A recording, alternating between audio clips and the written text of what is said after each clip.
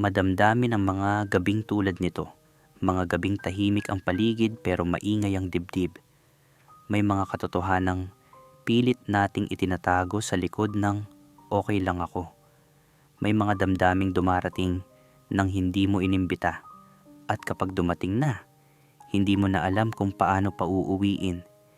Ito ang kwento ng isang lalaking sigurado sa kanyang sarili hanggang sa makilala niya ang taong guguluhin ang lahat ng akala niyang alam na niya.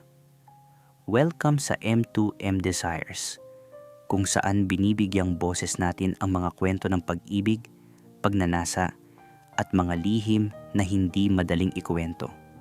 Mga kwentong minsan ay masakit, minsan ay nagdudulot ng pag-asa, at laging totoo. Kung bago ka sa channel na ito, huwag kalimutang i-like ang video, mag-subscribe, at pindutin ang notification bell para hindi mo ma-miss ang mga susunod pa nating kwentong puno ng damdamin at katotohanan. At kung may sarili kang kwentong nais ibahagi, open ang M2M Desires para sa'yo. Special shoutout kay Rani Gwyn from Cebu. Maraming salamat sa patuloy na pakikinig at suporta. Ang kwentong ito ay para sa'yo at sa lahat ng mga nakaka-relate sa mga damdaming mahirap aminin. Tara, simulan na natin ang kwento. Magandang gabi po, Kuya Will. Hindi ko pa po nagagawa ito dati. Hindi pa ako nagsusulat ng ganitong klaseng sulat. Pero matagal na akong nakikinig sa programa ninyo. Madalas naiisip ko, baka ako lang ang may ganitong sitwasyon. Baka ako lang ang lalaking maayos tingnan sa labas pero sobrang gulo na pala sa loob. Ang pangalan ko ay Ramil. I am 26 years old. Taga Cebu City. Hindi ako iyong tipo na unang mapapansin kapag pumasok sa isang kwarto. Hindi ako pinakamataas. Hindi rin ako pinakagwapo. Pero sabi ng mga kaibigan ko, may presence daw ako. Iyong tipong kapag pumasok ako, napapansin nila kahit hindi nila alam kung bakit. Siguro dahil sa paraan ng paglakad ko. Siguro dahil sa paraan ng pagtitig ko. O baka dahil sanay na akong magtago ng nararamdaman. Kaya lagi akong mukhang kalmado at compose kahit sa totoo lang, ang daming tumatakbo sa isip ko. 3 years na akong nagtatrabaho sa agency. For 2 years, may girlfriend ako. Ang pangalan niya ay Mara. Nurse siya.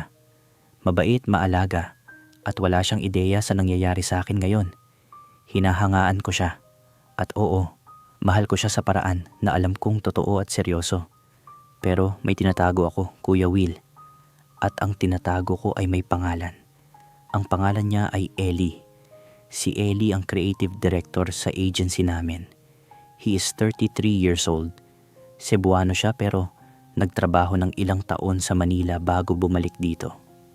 May live-in partner siya, si Donna, na kilala rin sa industry bilang event stylist.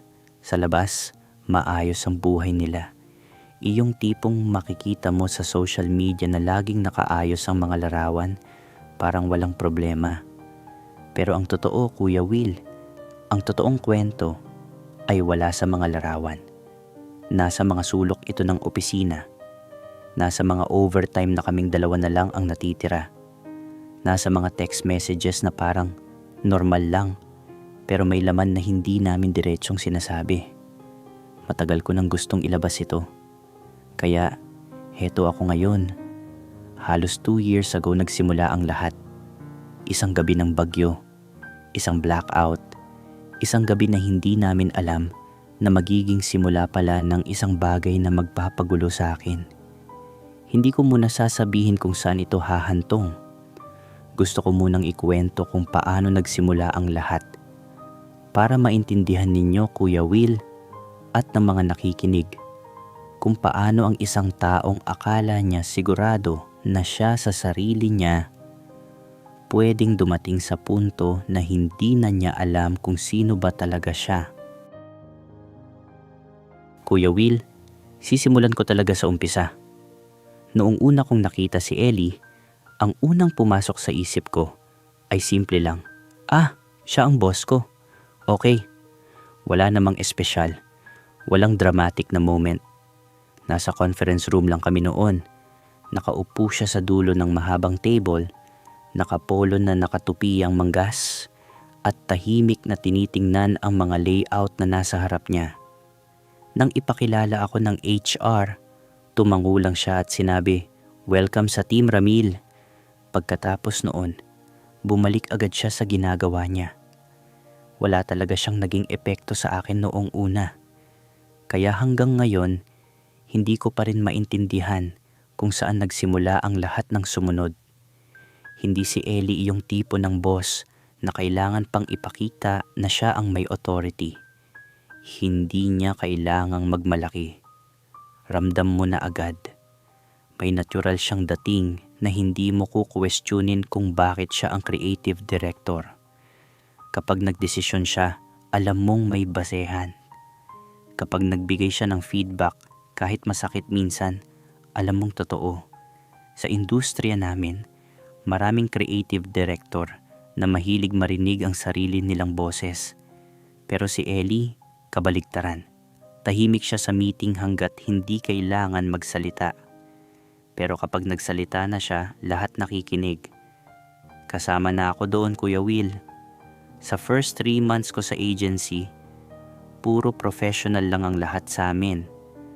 Magbibigay siya ng brief, gagawin ko ang design, babalik ako sa kanya para sa feedback, tapos ire-revise ko. Ganun lang lagi ang cycle. Minsan, mahinahon siya magbigay ng comments. Minsan, diretsahan. "Ramil, hindi ito ang direction. Ulitin mo." At uulitin ko naman. Hindi ko siya kinatatakutan. Nire-respeto ko siya. Pero may isang gabi na may maliit na nangyari na hindi ko inaasahan na magiging mahalaga pala sa akin. Nag-overtime ako noon para tapusin ang isang pitch presentation. Mga around 9 in the evening na siguro yon.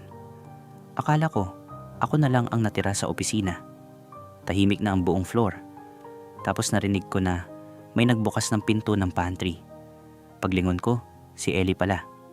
"Nandito ka pa?" Tanong niya. "Kailangan matapos bukas," sagot ko. Tumango siya. Dumiretso siya sa ref, kumuha ng 2 cans ng iced coffee at iniabot sa akin ng isa. Hindi na siya nagtanong pa.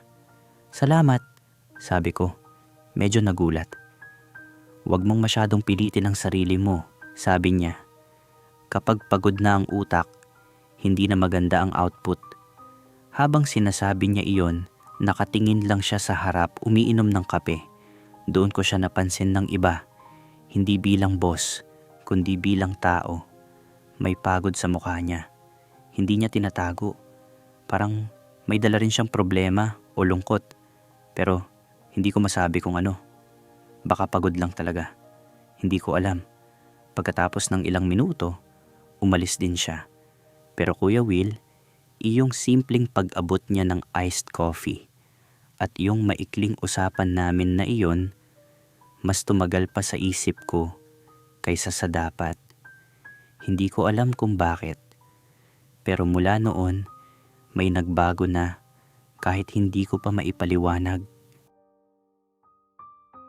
Kuya Will, eto na ang gabi na masasabi kong nagbago ang lahat. August iyon ng nakaraang taon. Naalala ko pa ang petsa. August 18, malakas ang ulan buong araw.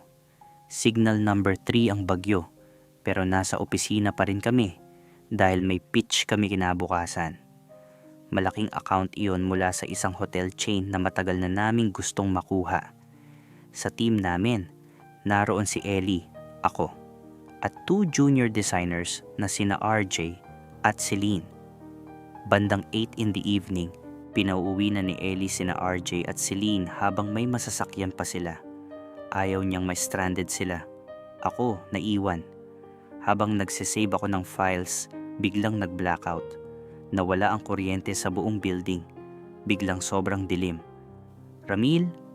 Tawag ni Ellie mula sa dilim. "Nandito po," sagot ko.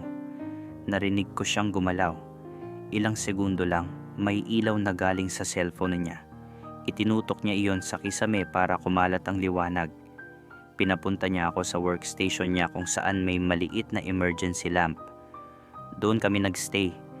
Madilim pa rin ang paligid, may konting ilaw lang sa gitna. Malakas ang ulan sa labas. Wala kaming internet. Wala ring aircon kaya medyo mainit. Pero hindi na namin iyon pinansin. Nagsimula kaming mag-usap tungkol sa pitch, tungkol sa mga revisions at sa client. Pero habang tumatagal, napunta na sa personal ang usapan. Nagtanong siya kung saan ako nag-aral. Paano ako napunta sa Cebu? Kung may pamilya ba ako rito o mag-isa lang? Hindi niya iyon tinatanong dati. Naglakas loob din akong magtanong sa kanya. Bakit ka bumalik dito, Boss Eli? Mas malaki ang market sa Manila, di ba? Sandali siyang natahimik. Uminom muna siya ng tubig bago sumagot. May sitwasyon sa Manila na kailangan kong iwan, sabi niya. Minsan mas madaling umalis kaysa harapin. Hanggang doon lang ang sinabi niya. Hindi na siya nagdagdag at hindi na rin ako nagtanong pa. Pero Kuya Will, sa simpleng sagot na yon, parang may nabuksang maliit na parte sa pagitan naming dalawa. Hindi pa malinaw, hindi pa buo, pero may nabuksan. Dahil hindi na kami makauwi sa lakas ng bagyo, nagdesisyon kaming matulog muna sa opisina. Naglatag kami ng sofa cushion sa sahig. Magkahiwalay naman kami, maayos ang distansya. Bago ako makatulog, naririnig ko ang paghinga niya. Regular lang, kalma, at hindi ko maintindihan kung bakit nakikinig ako sa paghinga niya. Tinanong ko ang sarili ko kung bakit parang mahalaga iyon sa akin. Wala akong sagot, hanggang sa nakatulog na lang ako. Pagkatapos ng gabing iyon sa bagyo, Kuya Will, may nagbago sa amin ni Boss Eli. Hindi naman ito dramatic. Wala namang biglang pag-amin o kakaibang eksena. Unti-unti lang, parang pagbabago ng kulay ng langit kapag hapon. Hindi mo mapapansin kung kailan nagsimula, pero pagtingin mo, iba na pala ang itsura. Una, napansin ko sa mga morning briefing. Kapag may idea siyang binabahagi, hinahanap niya ang tingin ko. Parang may tanong sa mata niya kung naiintindihan ko ba o kung sang-ayon ako. Hindi lang siya naghahanap ng professional na feedback. Parang gusto niya talaga ang reaksyon ko. Pangalawa, sa mga group lunch, dati kahit saan lang siya umuupo. Pero kalaunan, halos lagi na siyang sa tabi ko umuupo. Parang natural na lang sa kanya. Pangatlo, at ito ang pinaka nagpaisip sa akin, nagsimula siyang mag-text ng mga bagay na hindi tungkol sa trabaho. Kumain ka na ba? May bagong restaurant daw sa mall. Ramil, napanood mo na ba yung documentary sa Netflix tungkol sa typography? Okay daw. May game bukas sa sports bar malapit sa office. Punta ka? Noong una, maikli lang ang sagot ko. Maayos, professional pa rin ang tono ko. Pero habang tumatagal, humahaba na ang usapan namin. Hindi ko na agad kayang tapusin. Parang ayoko pang mag-good night. May isang gabi, kausap ko si Mara sa telepono. Nagkukuwento siya tungkol sa shift niya at sa mga pasyente niya. Nakikinig naman ako, pero biglang nag-notify ang phone ko. Message galing kay Ellie. Meme lang iyon tungkol sa designers na laging napapagalitan ng client. Napangiti ako. Hindi ko namalayan, mas binigyan ko ng pansin ang pag-reply sa kanya kaysa sa pakikinig kay Mara. Sandali kong hininaan ang focus ko sa tawag para lang makasagot. Pagkatapos naming mag-usap ni Mara at naibaba ko na ang telepono, doon ko lang na-realize ang ginawa ko. Nahiya ako, Kuya Will. At kinabahan. Hindi dahil boss ko si Ellie kaya ko siya nireplyan agad. Hindi dahil sa trabaho, kundi dahil gusto ko siyang sagutin. Gusto kong may bahagi ako sa gabi niya, kahit sa simpleng chat lang. Doon ko unang tinanong ang sarili ko, ano ba ito? Walang sumagot. Sana noon pa lang may boses na nagsabi sa akin na tumigil na. Sana may warning na agad. Pero wala. Sa halip, lalo pang tumagal ang mga usapan namin. At kasabay noon, mas lumalim din ang nararamdaman kong pilit kong hindi inaamin. Kuya Will, pakiramdam ko lahat ng maliliit na pagbabago sa opisina ay parang paghahanda sa isang pagkakataon na hindi ko inaasahan. Noong October, may client meeting kami sa Dumaguete, isang resorts and leisure company ang naghahanap ng bagong branding direction. 2 days ang trip. Si Ellie ang magle-lead ng presentation at ako ang naka-assign sa on-site layout adjustments kung sakaling may ipabago ang client. Kami lang dalawa ang pinadala ng agency. Sinabi ko ito sa girlfriend ko na si Mara. Sinabi ko na business trip lang iyon, normal. Wala namang mali doon. Pero Kuya Will, sa biyahe pa lang, may kakaiba na akong nararamdaman. Sa eroplano, magkatabi kami. Bahagya siyang nakatulog. Nakahilig ang ulo niya sa headrest, nakaharap sa side ko. Tahimik lang siya. Doon, habang tinitingnan ko siya, may bigat sa dibdib ko na hindi ko maipaliwanag. Hindi ito simpleng physical attraction. Hindi ito basta pagnanasa.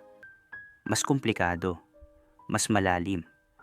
Gusto kong marinig ang boses niya kahit wala namang mahalagang pinag-uusapan. Gusto kong malaman kung ano ang iniisip niya kapag tahimik siya. Gusto kong malaman kung ano ang mga kinakatakutan niya bago siya matulog sa gabi. Nakakatakot na klase ng interes iyon, Kuya Will. Kasi paulit-ulit kong sinasabi sa sarili ko, para ito sa babae, hindi para sa lalaki. Lalo na hindi para sa boss mo. Pero kahit anong sabi ko sa sarili ko, nandoon pa rin ang pakiramdam. Noong first night sa Dumaguete, pagkatapos ng client dinner, naglakad kami papunta sa beach area ng resort. Wala nang ibang tao. Umupo kami sa monoblock chairs sa buhangin. Rinig ang hangin at ang alon. May hawak kaming mainit na kape mula sa paper cups ng hotel. Doon kami nag-usap ng mas personal kaysa dati. Nagkwento siya tungkol sa mga taon niya sa Manila. Tungkol sa isang relasyon na hindi nagwo-work. Hindi niya sinabi kung sino. Hindi ko na rin tinanong. Pero habang nagsasalita siya, ramdam ko ang lungkot sa boses niya. Parang matagal na niya yung dala. Minsan, sabi niya, ang pinakamatapang na magagawa ng tao ay aminin sa sarili niya ang totoo, kahit nakakatakot. Hindi siya tumingin sa akin habang sinasabi iyon. Nakatingin siya sa dagat. Pero pakiramdam ko para sa akin ang sinabi niya. O baka gusto ko lang isipin na para sa akin. Pagbalik namin sa hotel room, maayos ang lahat. Magkahiwalay ang kama. Walang kakaiba. Pero hindi ako agad nakatulog. Nakahiga lang ako sa dilim, paulit-ulit iniisip ang sinabi niya. Ang pinakamatapang na magagawa ng tao ay aminin ang totoo sa sarili niya. Kuya Will, sa katahimikan ng hotel room na iyon sa Dumaguete, inamin ko rin sa sarili ko ang matagal ko nang iniiwasan. Gusto ko si Ellie, hindi lang bilang boss, hindi lang bilang kaibigan, kundi bilang taong gusto kong maging malapit sa akin. At ang pag-amin na iyon, Kuya Will, parang sabay na nagbigay sa akin ng ginhawa at takot. Parang may nabunot sa dibdib ko, pero may kapalit na bigat na mas mahirap dalhin. Kuya Will, napansin ko na ang pinakamapanganib na mga sandali sa pagitan namin ni Ellie ay hindi iyong halata. Hindi iyong mga out of town na biyahe. Hindi iyong late night talks. Hindi rin iyong gabi sa beach sa Dumaguete. Mas delikado iyong mga maliliit na sandali. Iyong parang normal lang. Iyong pwedeng baliwalain kung hindi ka mag-iingat. Halimbawa, kapag may ipapakita akong output sa kanya, lalapit siya sa likod ko para tingnan ang screen.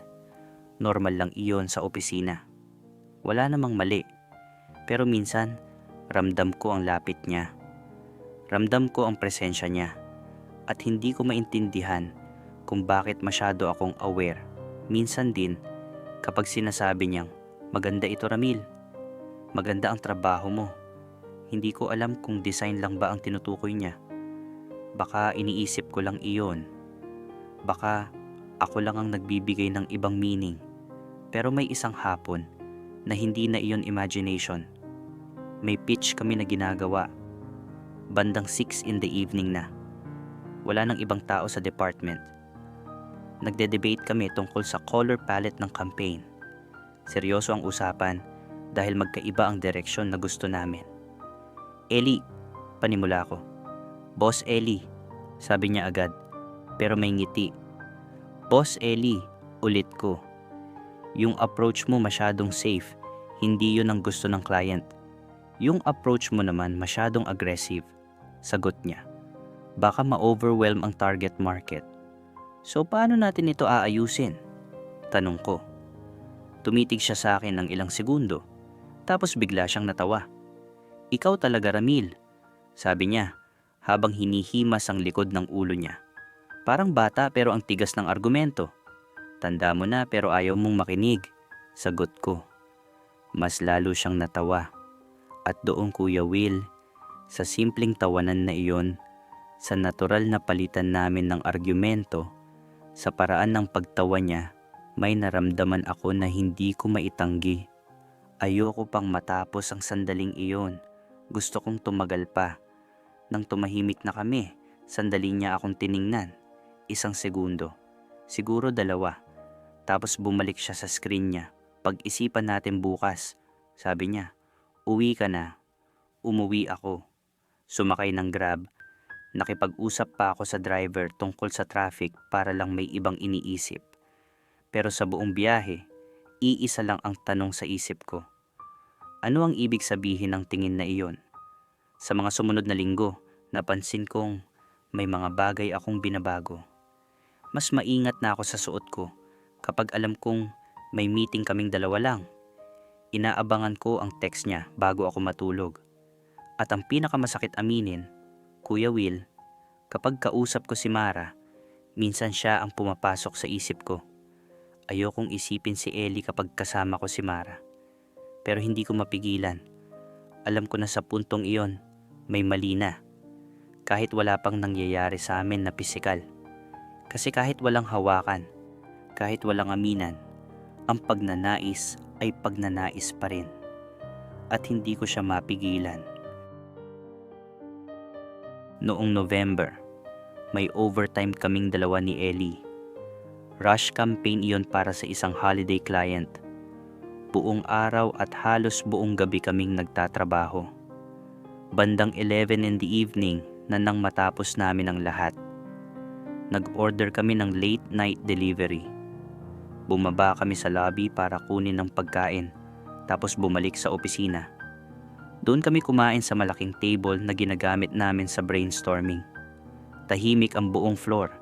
Iilan na lang ang ilaw na open. Pagod ka? Tanong niya. Kulang lang sa tulog, sagot ko. Pero ayos pa. Kumain kami ng ilang minuto na walang nagsasalita. Pero hindi iyon awkward. Tahimik lang, pero maayos. Yung klase ng katahimikan na hindi kailangang punuin ng salita.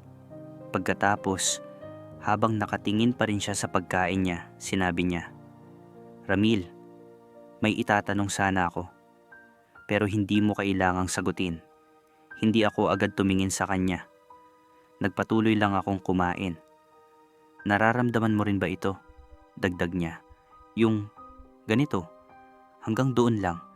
Hindi niya nilinaw kung ano ang ibig sabihin ng ganito. Pero alam ko, matagal akong hindi sumagot.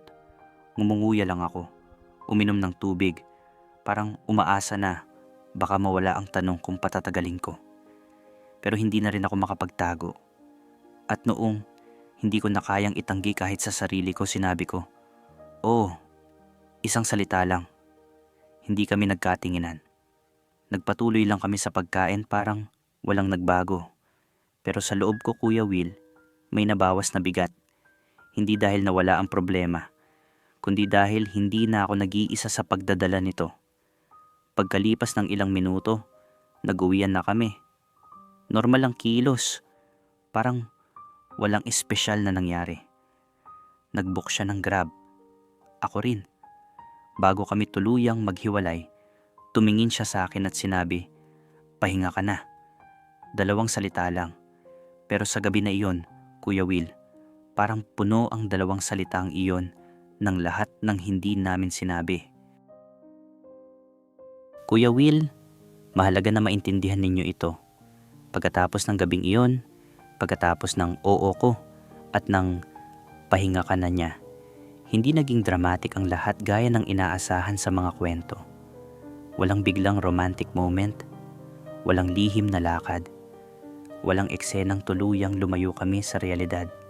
Sa totoo lang, lumayo kami sa isa't isa. Hindi ito pinag-usapan ng diretso. Walang formal na desisyon. Basta dumating ang December, naging busy ang lahat dahil sa Pasko at unti-unti umiksi ang mga usapan namin sa text. Mas mabilis matapos. Mas tungkol na lang sa trabaho. Alam ko kung bakit. Pakiramdam ko alam din niya. Kapag kasi inamin ninyo sa isa't isa ang isang bagay, hindi na kayo pwedeng magpanggap na wala iyon. At kapag hindi na pwedeng magpanggap, kailangan ninyong pumili kung haharapin ninyo o lalayo muna. Pinili naming lumayo. Pero ang mas mahirap aminin, Kuya Will, kahit lumayo kami sa kilos at salita, hindi naman nawala ang nararamdaman ko. Parang nagtayo ako ng pader pero salamin ang gamit. Nakikita ko pa rin siya araw-araw. Nakikita ko siya sa opisina. Nakatingin sa laptop. Hawak ang kape habang nagbabasa ng emails. Minsan narinig ko siya sa telepono kausap si Donna. Malumanay ang boses niya. Maalaga. Totoo. At doon ako tinamaan ng hiya. Kasi mahal niya si Donna. Mahal ko si Mara. Pero naroon pa rin kami sa isang puwang na hindi namin pinangalanan. Hindi namin inamin ng buo. Hindi rin namin tuluyang binitawan.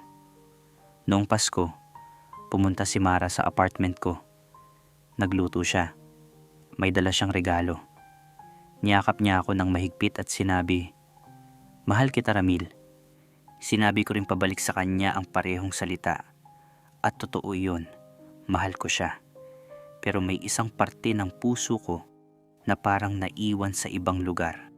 At iyon ang bahagi na kinatatakutan kong aminin kahit sa sarili ko. Kuya Will, nagkaroon kami ng team celebration sa opisina. Nanalo kami ng award sa isang regional advertising summit. Masaya ang lahat.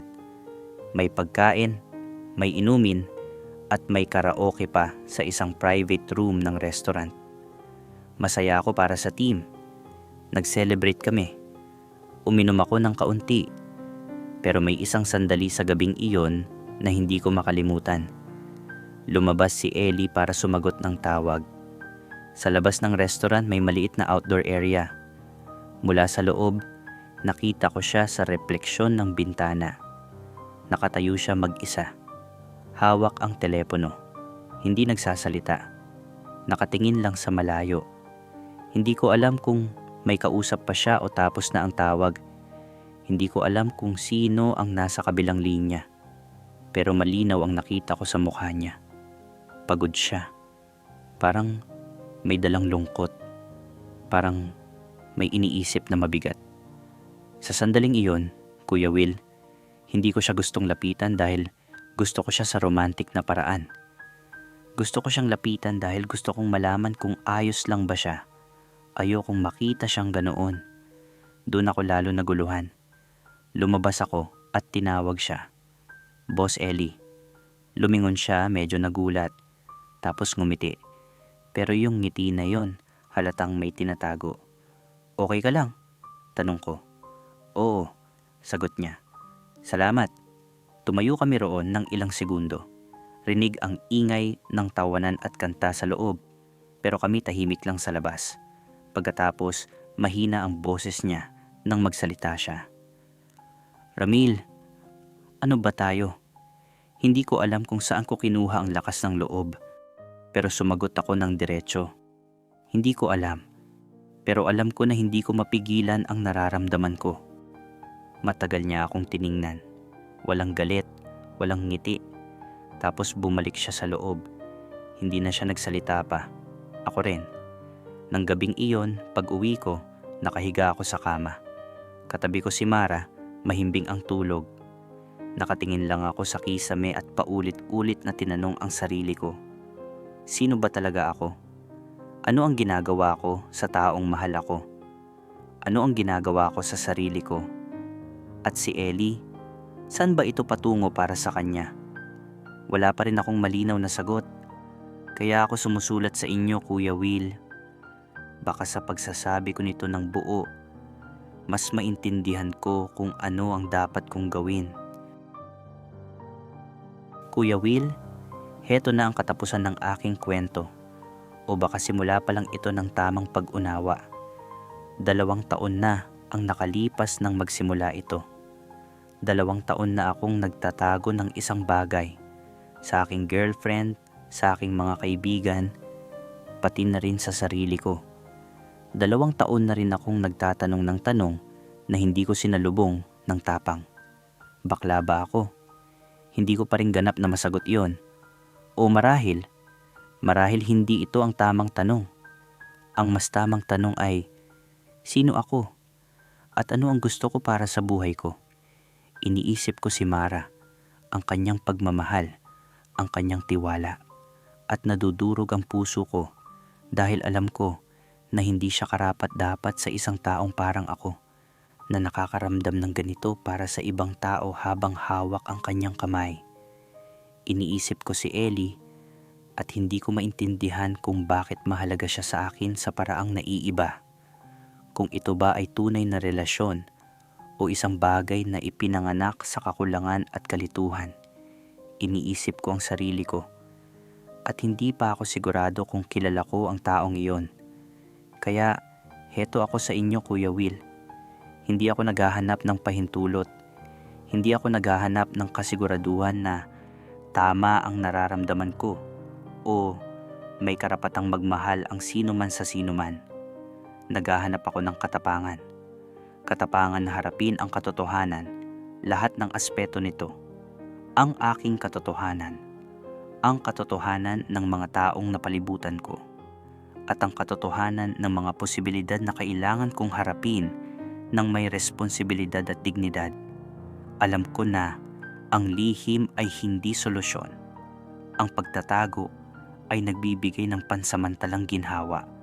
Pero habang tumatagal, mas lumalaki ang bigat na dala nito. Hindi ko pa alam ang eksaktong hakbang. Hindi pa ako handang kumilos ngayon.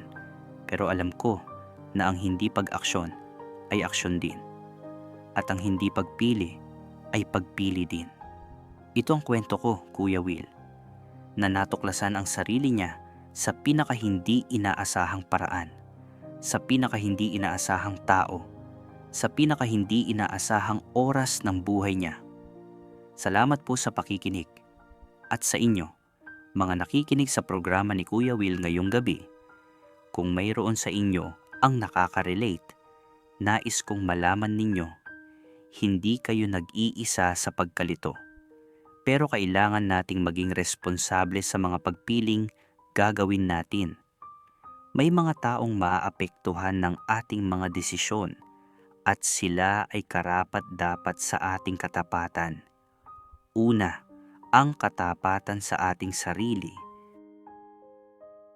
Ramil, sa lahat ng sulat na natanggap ko dito sa M2M Desires, ang kwento mo ay isa sa mga pinakatapat na dumating sa aking inbox.